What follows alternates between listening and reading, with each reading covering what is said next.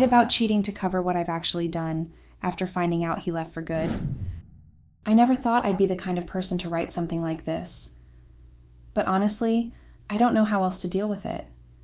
I just need to get it out, you know? Maybe someone will get it, or maybe you'll think I'm awful. Either way, here it is.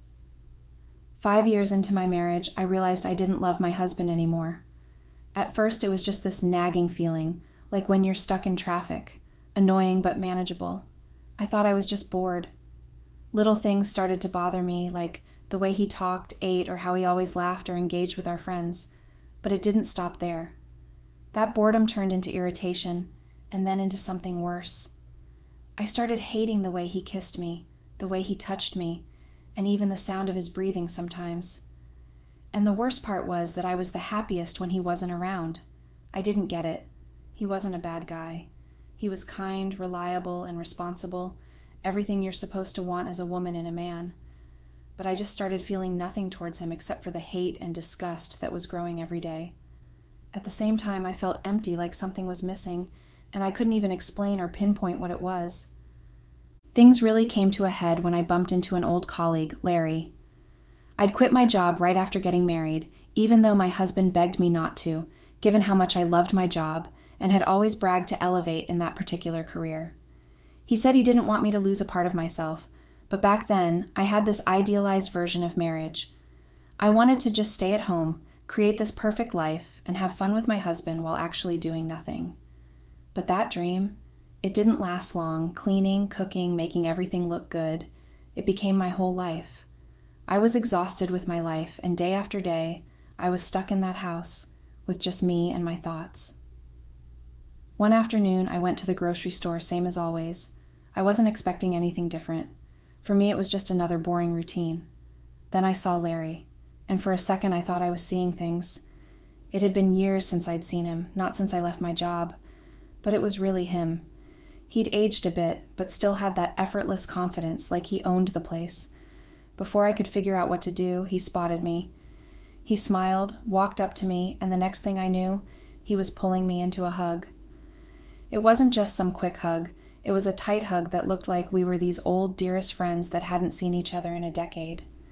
And strangely enough, I didn't freeze up or pull away, like I probably would have with anyone else. Instead, I kind of melted into it. I couldn't even remember the last time someone hugged me like that, like he actually cared. I felt like I really needed that hug, so I gave fully into it. I started feeling all warm and tingly and aroused and excited all at once. Larry asked what I'd been up to, and I didn't exactly tell him the whole truth. I didn't lie, but I left stuff out. I told him the reason I'd quit from work and said that I was focusing on home life. I made it look like it was this big, intentional choice instead of what it really was, which was me giving up on myself and goals career-wise. He started talking about his life, his work, and how he'd just moved back to town after years in the city. Everything about him appeared so alive, like he was running on this energy I hadn't felt in forever. I didn't plan on spending the afternoon with him, but it just sort of happened. Afterwards, we left the store and ended up at this little coffee shop downtown. It was one of those cozy places I used to love where they had this whole welcoming vibe. We sat there for hours talking about everything and nothing while we laughed like there was no worry in the world. It is the hardest I have laughed since things between me and my husband changed. It wasn't the polite fake laughs. People chuckled out to fill awkward silences or pauses in conversations. Rather, it was the real belly laughs that made me feel like myself again, the old me. I had so much fun with him.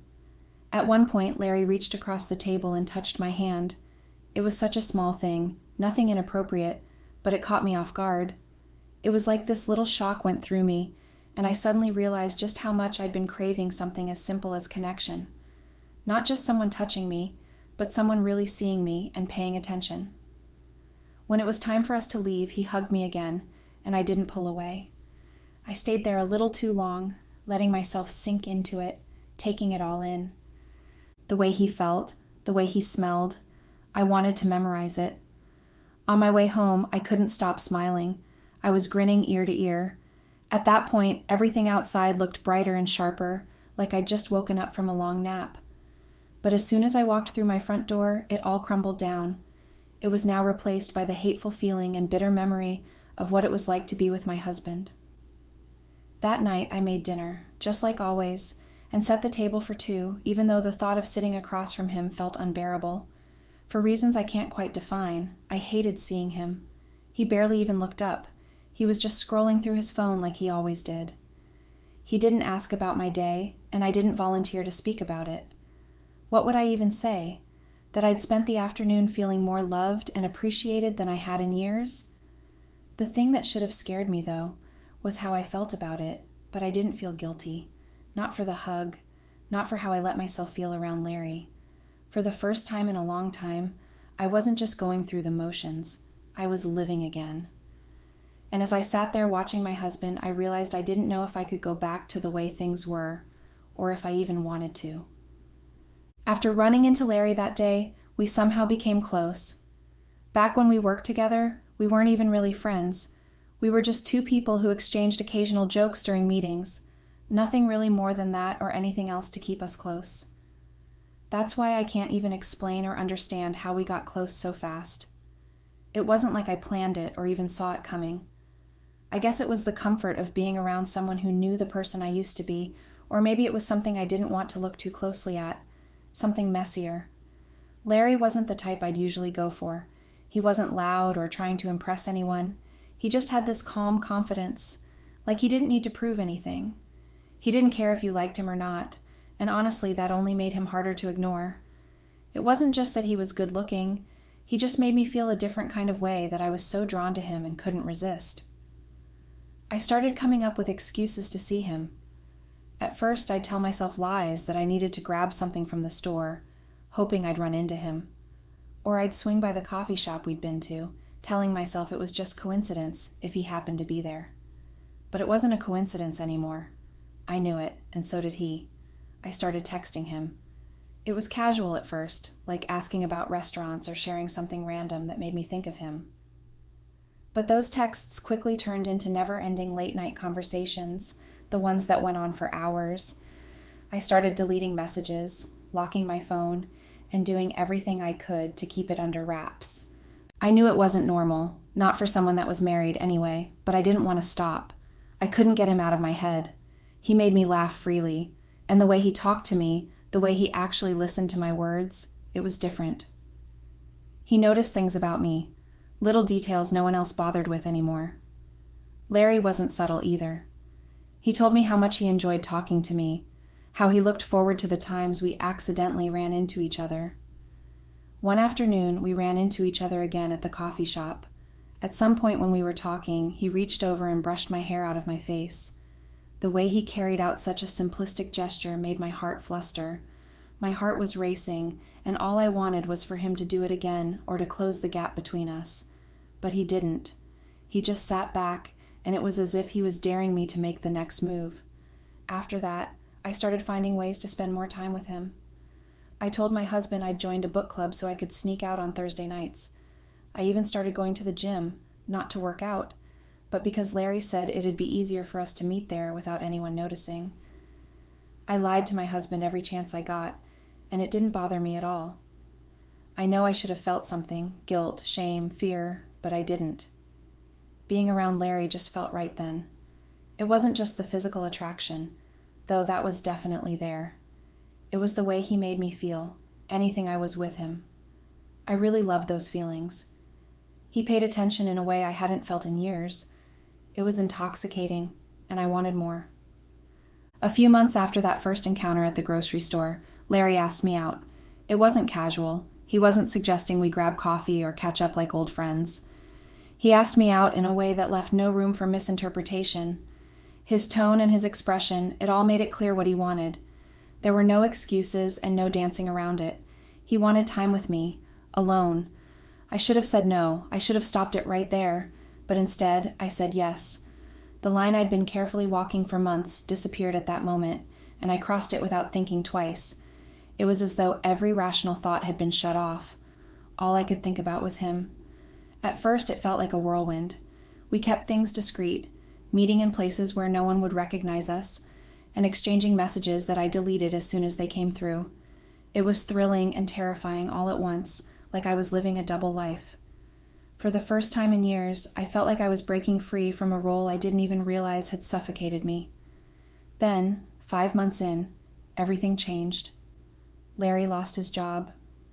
He was vague at first, saying there were issues at work. I didn't press, figuring he'd tell me when he was ready.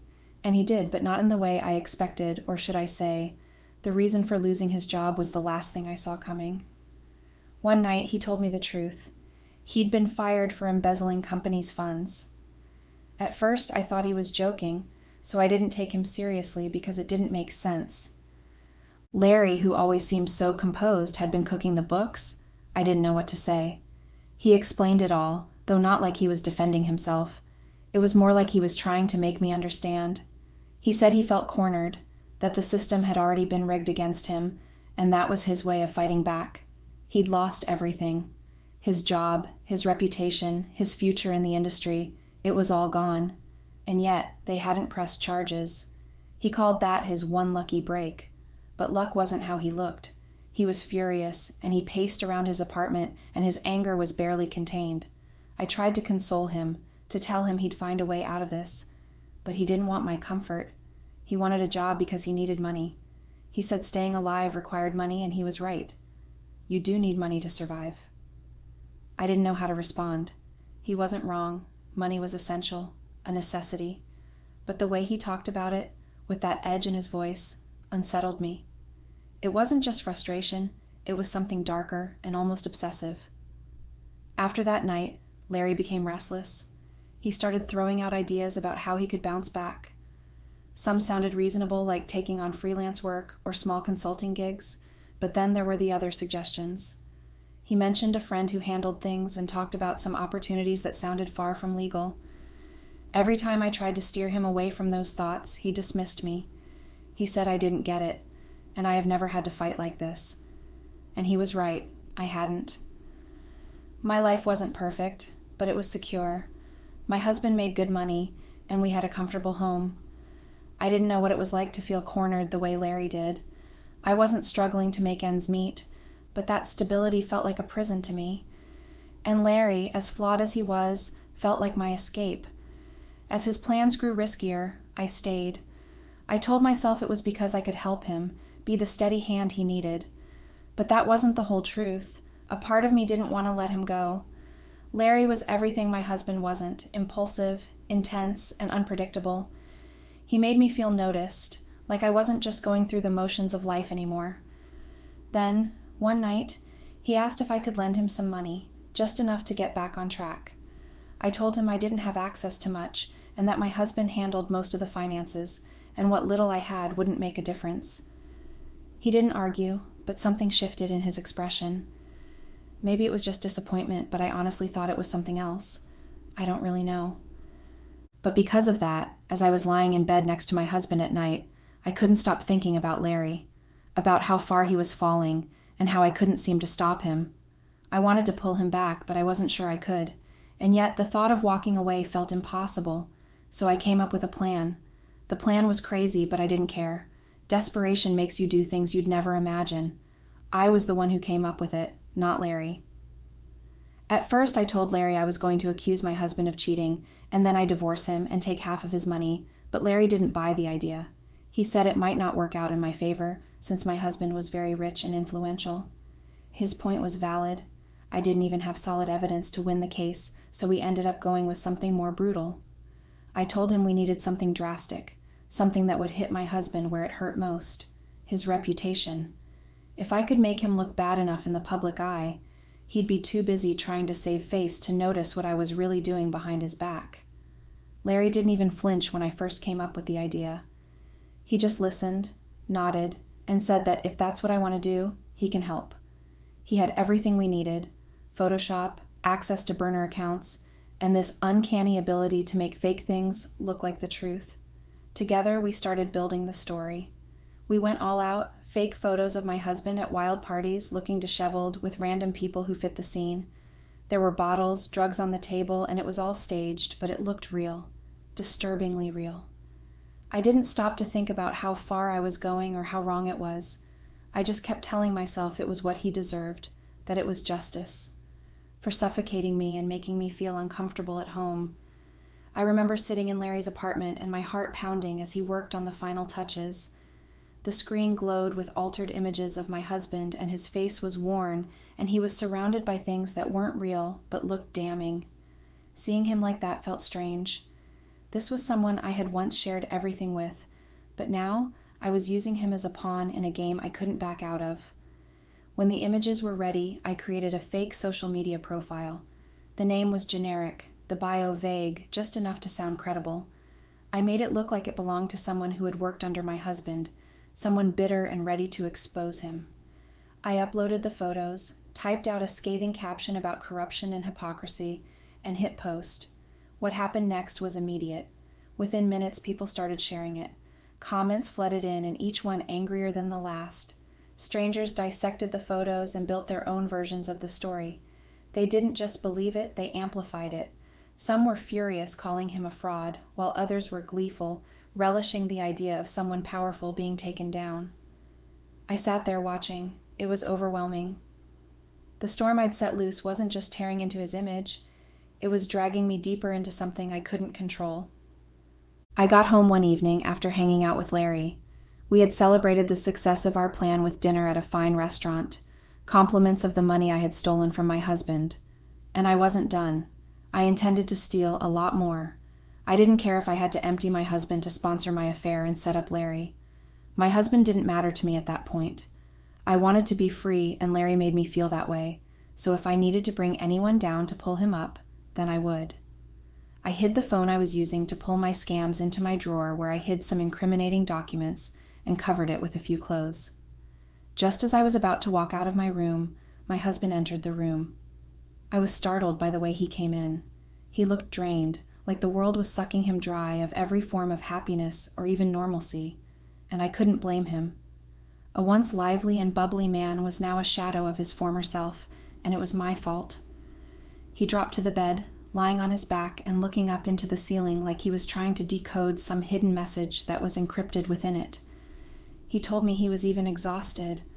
I wanted to play along, but it felt very hard because I didn't feel anything for him and I couldn't pretend.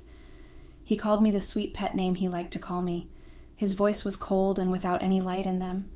If I could see voices, I was sure his would be gray or black and white. He told me that he couldn't handle it any longer, that he wanted to give up. I sat beside him, and he laid beside me, putting his head on my lap. Before I knew it, he burst into tears. My husband was shedding tears. Can you believe it? I made a grown man cry. I didn't know what to do. I put my hand on his head, and I slowly patted his head. It was so vile and evil of me to just sit there and touch him like I wasn't the reason for all the problems he's had. I felt bad, and I didn't want to feel that way. But if there was anything stronger than my guilt, it was my lust and my greed. If only my husband knew what I had done, he wouldn't have ever confided in me like he was doing at that time. I didn't know what to say, and as though my conscience wasn't being picked enough, he told me that he was sorry that he hadn't had time for me since the scandal broke. He wasn't looking at me. His eyes were closed, and before I knew it, I was shedding tears. He heard me sniffle and opened his eyes to see me crying. He quickly sat up and began comforting me. He told me that it was all right, that it was all going to be over soon. He told me that all the allegations laid against him were false, and that the truth would always prevail. I knew he was scared, but for my sake, he acted like he had everything under control. I mean, this was a man that just literally cried on my lap a few minutes ago, and now he was the one telling me that everything was going to be fine. I felt horrible, like I was the worst person in the world. I didn't know if I could hold on any longer. I could not take feeling so terrible, and the only way to upset that feeling was by telling him what I had done, but I couldn't do that. My husband hugged me tight and continued assuring me that I didn't need to be worried. That was when I began crying like a little child, wailing as though I had lost my most cherished toy. He was shocked. He asked me what was wrong, and I couldn't speak. All that came out of my mouth was that I had messed up so badly. He was perplexed. He told me that I had done absolutely nothing wrong, and that I was the best wife any man could ask for, because I was putting up with all the accusations, and even when fake but realistic-looking evidence was presented, I still stood by him. I cried even more, and he became really worried. He looked into my eyes with the most concerned expression I had ever seen on a human being's face and asked me what was wrong. He asked me what was making me cry so much, and I struggled with it. I just cried on for quite some time, and he just let me get it all out. He was thoughtful and kind and didn't rush me unnecessarily. He understood that whatever was plaguing me wasn't something that I could easily say out loud, so he allowed me some time. He massaged my palm, and after about 3 minutes of sitting in silence, I looked at him and quickly said to him, "I cheated on you." That was the only thing I could think of at that time, and I said it. I figured that I had to give him another bone to chew, but it had to be something tangible, because the main bone was even bigger, and it wasn't the kind we could come back from. I felt his grip on my palm slowly weaken. I looked at his face, and he was completely bewildered. I didn't leave it like that. I told him that I wasn't a good wife, so he shouldn't call me one. I told him that I was the absolute single most horrible person in the world, and that I didn't deserve to exist on the face of planet Earth. My husband was speechless. He looked at me like he didn't know me at all. That night was the first time I felt something towards him for a very long time in our marriage. I had felt pity, guilt, and after he looked at me like a stranger, I couldn't help but be curious about what he was thinking. He still didn't say anything, and all of a sudden, he asked me why I cheated. His voice was low, and his tone sounded more lost than anything else. I didn't have anything to answer. I didn't want to go into details because I didn't know how to separate the cheating from everything else. He asked again, and I just told him that I wasn't feeling anything in the marriage anymore, that I was unhappy. He couldn't wrap his head around it. He then asked me who I was cheating on him with, and I told him that I couldn't tell him that because I didn't know what he would do. He asked me the question again, and like clockwork, the secret phone I hid in my drawer suddenly started ringing. I had forgotten to put the phone off. I suddenly paused, unable to move, do, or say anything. He asked if that was my phone, and I couldn't answer. He looked on the bed and saw my phone lying there. He picked my phone up just to be sure he wasn't imagining things. He checked to make sure the phone he just picked up from the bed was mine. It had 21 missed calls from Larry. My phone was silenced. He asked me who Larry was, and if he was the one I was cheating with. I didn't answer, but he was now sure that the phone was mine. With that, he suddenly got up to go check the drawer. I sprang up like a cat on springs to the drawer before he could get there. Standing in front of the drawer, I opened my arms wide, not letting him get through. He asked me to move, but I refused.